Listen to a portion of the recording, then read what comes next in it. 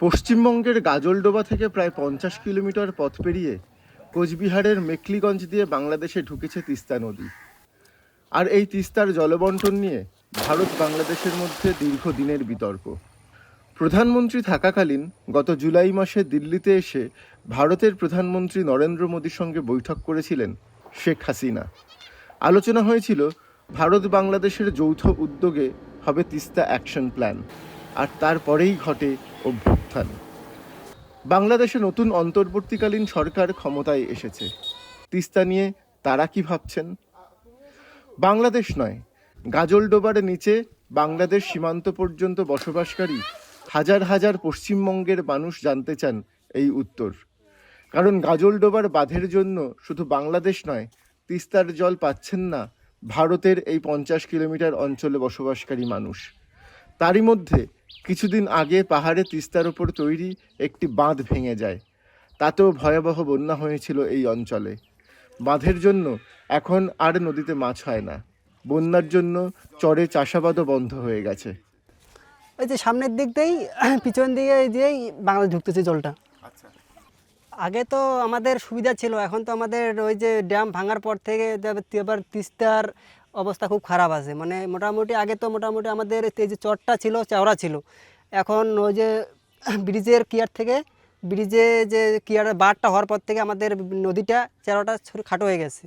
এই কারণেই আমাদের এখন বসতি হইতেছে না। আগে আমরা ওখানে ধান ক্ষেত অবশ্যই লাগাইতাম, এখন ওগুলো আমাদের কিছুই হইতেছে না। এখন চর ভাঙার পর থেকেই আমাদের এখন আগে তো জল কম উঠতো, এখন বাড়ি ঘরে জল উঠতেছে, বা এখন আমাদের গরু ছাগল ওদিকে নিয়ে যেতে পারতেছি না, সব ওখানে ডুবে আছে চর মধ্যে। বাংলাদেশকে জল দেবে না বলে আমাদের এই অবস্থা। এখন যেমন এখন দেখেন ব্রিজ দিল, ব্রিজ হয়ে মাঝখানটায় ব্রিজ টেনে নিয়ে গেলো এই পাশে, ওইদিকে বাদ দিয়ে দিল। ওই হানটা এখন এই পারে লাগতেছে, যেখানে দক্ষিণ পাশে যেগুলো বাড়িঘর ছিল ওখানে বাড়িতে থাকতে পারে না, ওরা সব ডাঙায় আশ্রয় নিচ্ছে। খেতি খামার সব নষ্ট হয়ে যাচ্ছে, বাড়িতে থাকতেও পারে না, গরু বছর নিয়ে থাকতে পারে না। ওরা যেটা ভালো মনে করবে ভারত সরকার বা বাংলাদেশ সরকার সেই করবে। এখন সরকার কি পরিস্থিতি নেয় সে সরকার বুঝবে, এখন যে ভালো হয় সেটাই হবে, করলে ভালো হয়। যেন মাঝখানটায় আমরা মনে করি যে মাঝখানটায় যে ক্যানেল হয়ে যায়, দুই পাশে বাঁচবে লোক, মাঝখানটায় নদী যাবে, তাহলে ভালো হবে। বাংলাদেশের নতুন সরকার যদি তিস্তার জল নিয়ে ভারতের সঙ্গে নতুন করে আলোচনায় বসে, তাহলে খানিকটা সুরাহা হয় এই অঞ্চলের মানুষের।